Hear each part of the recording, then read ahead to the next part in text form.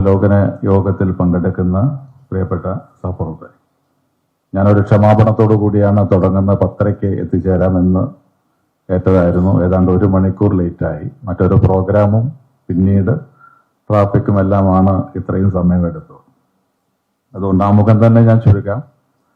നമുക്ക് എല്ലാ ജില്ലകളിലും ഇത്തരം അവലോകന യോഗങ്ങൾ ചേരുന്നതിനെ കുറിച്ച് സൂചിപ്പിച്ചു. ഏതാണ്ട് 5ാമത്തെ ജില്ലയാണ്. കാസർഗോഡും കണ്ണൂരും തിരുവനന്തപുരവും കൊല്ലവും കഴിഞ്ഞ് ഇന്ന് എറണാകുളവും നാളെ തൃശ്ശൂരും, അങ്ങനെ 14 ജില്ലകളിൽ ഇത്തരം അവലോകന യോഗങ്ങൾ നടക്കുകയും നമുക്ക് അതത് ജില്ലകളിലെ പ്രശ്നങ്ങൾ സമാനമാണ് മറ്റെല്ലാ ജില്ലകളും. എന്നാൽ ചില ജില്ലകളിൽ ചില ഏറ്റക്കുറച്ചിലുകൾ, ചില കാര്യങ്ങളിൽ കൂടുതൽ ഒക്കെ വരുന്ന സാഹചര്യമുണ്ട്. അപ്പോൾ ഇതുവരെയുള്ള പ്രവർത്തനങ്ങൾ ഒന്ന് വിലയിരുത്തുകയും അതോടൊപ്പം തന്നെ ഗവൺമെന്റിന്റെ 100 ദിന കർമ്മ പരിപാടികൾ വേഗത്തിൽ നടപ്പാക്കുന്ന കാര്യങ്ങൾ ചർച്ച ചെയ്യുകയും ഒക്കെ ചെയ്യുന്നതിന് വേണ്ടിയാണ് ഈ അവലോകന യോഗം വിളിച്ച് ചേർത്തിട്ടുള്ളത്. ഇവിടെ സൂചിപ്പിച്ചതുപോലെ റവന്യൂ വകുപ്പ് എന്ന് പറയുമ്പോൾ ഏറ്റവും കൂടുതൽ ഫയലുകൾ കൈകാര്യം ചെയ്യുന്ന, ജനങ്ങളുമായി ബന്ധപ്പെട്ട് നിൽക്കുന്ന വകുപ്പാണ്. നമ്മുടെ വില്ലേജ് ഓഫീസറായാലും തഹസിൽദാരായാലും ഡെപ്യൂട്ടി കളക്ടറായാലും അവരുടെ ഉത്തരവാദിത്തങ്ങൾ, ചുമതലകൾ ഒക്കെ വളരെ വലുതാണ്. അത് നിർവഹിക്കുന്ന കാര്യത്തിൽ ഒരുപാട് പ്രയാസങ്ങൾ ഉണ്ട്. അതിനിടയിൽ നമ്മുടേതായ മറ്റ് പ്രവർത്തനങ്ങൾ, വകുപ്പിന്റെ പ്രവർത്തനങ്ങൾ ഒരു ഭാഗത്തുണ്ട്. അത് കൂടാതെ പെട്ടെന്നുണ്ടാകുന്ന കാര്യങ്ങൾ എല്ലാറ്റിലും റവന്യൂ വകുപ്പ് ഉദ്യോഗസ്ഥന്മാർ ഏറ്റവും നന്നായി കാര്യങ്ങൾ കൈകാര്യം ചെയ്യുന്ന, ഒരു വർഷം എടുത്തു കഴിഞ്ഞാൽ ഏറ്റവും കൂടുതൽ ഇവിടെ ഫയല് കെട്ടിക്കിടക്കുന്നതിനെ കുറിച്ച് പറഞ്ഞു. കെട്ടിക്കിടക്കുന്നതോടൊപ്പം തന്നെ ഫയലുകൾ തീർപ്പാക്കുന്ന കാര്യത്തിലും റവന്യൂ വകുപ്പ് തന്നെയാണ് ഒന്നാമതായിട്ടുള്ളത്. പക്ഷെ എന്നിരുന്നാൽ പോലും നമുക്ക് ഫയലുകൾ എത്രയും പെട്ടെന്ന് തീർപ്പ് ഏൽപ്പിക്കുക എന്നുള്ളത് ആവശ്യമാണ്. നമ്മുടെ മുന്നിൽ വരുന്ന ജനങ്ങൾക്ക് പരമാവധി സർവീസ് കൊടുക്കുക എന്നുള്ളത് നമ്മുടെ ഡ്യൂട്ടിയാണ്. നമുക്കറിയാം, ജനങ്ങൾ പഴയ പോലെയല്ല, എല്ലാവരും എല്ലാ കാര്യങ്ങളും അവെയറാണ്. അപ്പോൾ അതുകൊണ്ട് തന്നെ അവരുടെ അവകാശങ്ങൾക്ക് വേണ്ടി വില്ലേജ് ഓഫീസിലായാലും താലൂക്ക് ഓഫീസിലായാലും പലവട്ടം കയറി ഇറങ്ങേണ്ട സാഹചര്യം ഒഴിവാക്കുക എന്നുള്ളത് നമ്മുടെയൊക്കെ ഉത്തരവാദിത്തമാണ്. അപ്പോൾ ഏറ്റവും സുതാര്യമായി വേഗത്തിൽ കാര്യങ്ങൾ അവർക്ക് ചെയ്തു കൊടുക്കാൻ ശ്രമിക്കുക എന്നുള്ളതാണ്. പക്ഷെ അത്തരം കാര്യങ്ങൾ നമുക്കറിയാം, നമ്മുടെ മുന്നിൽ വരുന്ന അപേക്ഷ, ഒരു വില്ലേജ് ഓഫീസറുടെ മുന്നിൽ വരുന്ന അപേക്ഷയായാലും ഒരു മന്ത്രിയുടെ മുന്നിൽ വരുന്ന അപേക്ഷയായാലും എല്ലാ അപേക്ഷകൾക്കും നമുക്ക് തീർപ്പ് ഏൽപ്പിക്കാൻ കഴിയില്ല. കാരണം ആവശ്യങ്ങൾ ആ രീതിയിൽ നമുക്ക് പോലും ചെയ്യാൻ കഴിയാത്ത ആവശ്യങ്ങളാണ് വരിക. പക്ഷെ അത്തരം ആവശ്യങ്ങൾ വരുമ്പോൾ നമുക്കത് ചെയ്തു കൊടുക്കാൻ കഴിഞ്ഞിട്ടില്ലെങ്കിലും അവരെ ഹിയർ ചെയ്യാൻ, കേൾക്കാൻ നമുക്ക് കഴിയുക എന്നുള്ളത് പ്രധാനപ്പെട്ട കാര്യമാണ്. നമ്മുടെ മുന്നിൽ വരുന്ന ആളുകളുടെ കാര്യങ്ങളിൽ നമുക്ക് ആ രീതിയിൽ അവരെ കേൾക്കുവാനും സമാശ്വസിപ്പിക്കുവാനും ചെയ്യാൻ കഴിയുന്ന കാര്യങ്ങൾ ചെയ്തു കൊടുക്കാനുള്ള ഒരു ആറ്റിറ്റ്യൂഡ്, ഒരു അപ്രോച്ച് നമ്മുടെയൊക്കെ ഭാഗത്ത് നിന്ന് ഉണ്ടാവേണ്ടത് അനിവാര്യമാണ്. ആ രീതിയിലൊക്കെ നല്ല രീതിയിൽ പ്രവർത്തിക്കുന്നവരാണ് നിങ്ങൾ ഓരോരുത്തരും എന്നെനിക്കറിയാം. എങ്കിൽ പോലും നമുക്ക് കാലം മാറി വരുന്നതിനനുസരിച്ച് നമ്മുടേതായ പ്രവർത്തനങ്ങളിൽ മാറ്റം വേണം. പഴയ പോലെയല്ല, പഴയ പോലെ മാറ്റങ്ങൾ ഉണ്ടാവുന്നു. ഇന്ന് ഡിജിറ്റൽ സിസ്റ്റത്തിലേക്ക് നമ്മൾ പോയിക്കൊണ്ടിരിക്കുന്നു. ഫയലുകൾ പോലും ഇന്ന് ആ രീതിയിലാണ് മുന്നോട്ട് പോകുന്നത്. ആളുകൾക്ക് പെട്ടെന്ന് കാര്യങ്ങൾ നടപ്പാകണം.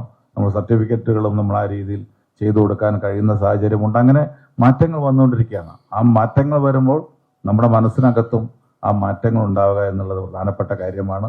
ഞാൻ മറ്റ് വിശദാംശങ്ങളിലേക്ക് കൂടുതൽ പോകുന്നില്ല. 100 ഡേയ്സ് പ്രോഗ്രാമുമായി ബന്ധപ്പെട്ട് നമുക്ക് ഏതാണ്ട് 25,000-ഓളം തരം മാറ്റം അപേക്ഷകൾ, 2 ലക്ഷമാണ് കേരളത്തിൽ കെട്ടിക്കിടക്കുന്നത്. 25,000 എങ്കിലും ഏറ്റവും ചുരുങ്ങിയത് ഈ ഒരു 100 ഡേയ്സിനകത്ത് തീർപ്പാകണം. അതിനകത്ത് 5 സെന്റ് 10 സെന്റ് ഭൂമിയുമായി ബന്ധപ്പെട്ട് ഒരുപാട് അപേക്ഷകളുണ്ട്.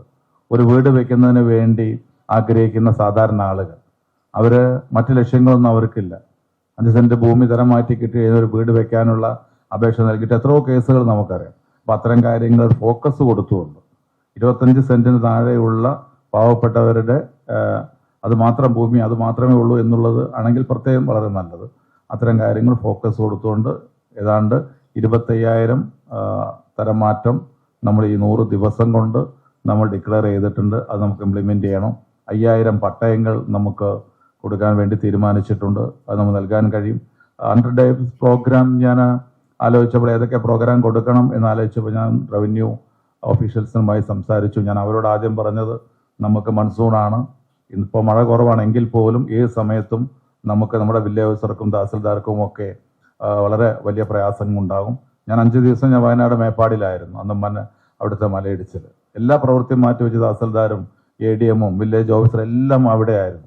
അപ്പോൾ അത്തരത്തിലുള്ള സാഹചര്യങ്ങൾ ഉണ്ടാകും. അതുകൊണ്ട് വലിയ രീതിയിലുള്ള ഭാരം കൊടുക്കുന്ന രീതിയിലാവരുത് 100 days പ്രോഗ്രാം എന്ന് പറഞ്ഞതിൻ്റെ അടിസ്ഥാനത്തിൽ ആണ് 5000 പട്ടയങ്ങളാണ് നമ്മൾ കേരളത്തിൽ കൊടുക്കാൻ വേണ്ടി തീരുമാനിച്ചിട്ടുള്ളത്. അത് നമുക്ക് കഴിയും, വലിയ ബുദ്ധിമുട്ടില്ലാതെ കഴിയും എന്നുള്ളത് കൊണ്ടാണ് അത് ഡിക്ലെയർ ചെയ്തിട്ടുള്ളത്. ആ രീതിയിലുള്ള പ്രോഗ്രാമുകൾ മാത്രമേ 100 days കൊടുത്തിട്ടുള്ളൂ. പക്ഷെ അത് നമ്മൾ എഫക്റ്റീവായിട്ട് നമുക്ക് പൂർത്തീകരിക്കാൻ കഴിയണം, അതിനുള്ള ശ്രമം ഉണ്ടാവണം. അതോടൊപ്പം തന്നെ നമുക്ക് മറ്റു കാര്യങ്ങൾ നമ്മുടെ ഈ പ്രസന്റേഷനുമായി ബന്ധപ്പെട്ട് നമ്മൾ നോക്കുമ്പോൾ മറ്റു കാര്യങ്ങളെക്കുറിച്ച് സംസാരിക്കാം. അതോടൊപ്പം ഞങ്ങൾ പറയുന്നത് മാത്രമല്ല, ഇവിടെ LRC സൂചിപ്പിച്ച പോലെ നിങ്ങൾക്കുള്ള എക്സ്പീരിയൻസ്, നിങ്ങൾ ഒരുപാട് കാലമായിട്ട് ഈ ഫീൽഡിൽ നിൽക്കുന്നവരാണ്, നിങ്ങളുടെ പ്രയാസങ്ങളും പ്രശ്നങ്ങളും ഒക്കെ ഉണ്ട്. അപ്പോൾ എല്ലാ പ്രശ്നങ്ങളും ഒറ്റയടിക്ക് പരിഹരിക്കാൻ കഴിയില്ല. പക്ഷെ എങ്കിൽ പോലും നമ്മൾക്കത് മനസ്സിലാക്കി വെച്ച് കഴിഞ്ഞാൽ നമുക്ക് ചെയ്യാൻ കഴിയുന്നത് ചെയ്യുവാനും സന്ദർഭം വരുമ്പോൾ മറ്റു കാര്യങ്ങളിലും അതുപോലെ ചെയ്യാൻ കഴിയാനുള്ള ശ്രമം കൂടി നടത്താൻ കഴിയും. അതുകൊണ്ട് ഇതിനകത്ത് റിവ്യൂ കഴിഞ്ഞാൽ പിന്നീട് നിങ്ങളുടേതായ അഭിപ്രായങ്ങൾ പറയണം. നിലവിലുള്ള നിയമങ്ങളെക്കുറിച്ച് നന്നായിട്ട് അറിയുന്നവരായിരിക്കും നിങ്ങൾ. ഞാൻ കാസർഗോഡും കണ്ണൂരൊക്കെ പോയപ്പോൾ അവർ പറഞ്ഞ നിലവിലുള്ള നമ്മുടെ നിയമങ്ങളിലെ ചില അമെൻഡ് ചെയ്യേണ്ട കാര്യങ്ങളെക്കുറിച്ചൊക്കെ പറഞ്ഞത് വളരെ പോസിറ്റീവായി എടുത്തത്. LRC പറഞ്ഞതുപോലെ 14 യോഗങ്ങൾ കഴിഞ്ഞാൽ നിങ്ങളിൽ നിന്ന് ലഭിക്കുന്ന നിർദ്ദേശങ്ങളും നിങ്ങളുടേതായ അഭിപ്രായങ്ങളും അതിനകത്ത് ഏതെങ്കിലും രീതിയിൽ ഗവൺമെൻറ് ഉത്തരവിറക്കേണ്ട കാര്യങ്ങളുണ്ടെങ്കിൽ ഉത്തരവിറക്കുവാനും നിലവിലുള്ള നിയമങ്ങൾ അമെൻഡ് ചെയ്യേണ്ടതുണ്ടെങ്കിൽ അത് ചെയ്യുന്നതിനൊക്കെയുള്ള ശ്രമം ഗവൺമെൻറ്റിൻ്റെ ഭാഗത്തുനിന്നുണ്ടാവും. അതുകൊണ്ട് അത്തരം അഭിപ്രായങ്ങൾ നിങ്ങൾക്കുണ്ടെങ്കിൽ പ്രയാസങ്ങൾ ഉൾപ്പെടെ നമുക്കിത് കഴിഞ്ഞിട്ട് ഷെയർ ചെയ്യാം. എനിക്ക് തോന്നുന്നു വളരെ വേഗത്തിൽ നമുക്ക് പോകുന്നതായിരിക്കും നല്ലത്. നഷ്ടപ്പെട്ട 1 മണിക്കൂർ നമുക്ക് കവർ ചെയ്യണമെങ്കിൽ നമുക്ക് അല്പം കൂടി വേഗത്തിൽ നമുക്ക് എടുത്ത് മുന്നോട്ട് പോകാം. അതുകൊണ്ടാണ് ഞാൻ എൻ്റെ സംസാരവും അല്പം വേഗത്തിൽ മുന്നോട്ട് പോകുന്നത്. ഒരിക്കൽ കൂടി ഇങ്ങനെ ഒരു യോഗം സംഘടിപ്പിച്ച് അത് എത്തിച്ചേർന്ന എല്ലാവരെയും പ്രത്യേകം അഭിവാദ്യം ചെയ്തുകൊണ്ട് നമുക്ക് റിവ്യൂയിലേക്ക് കടക്കാം.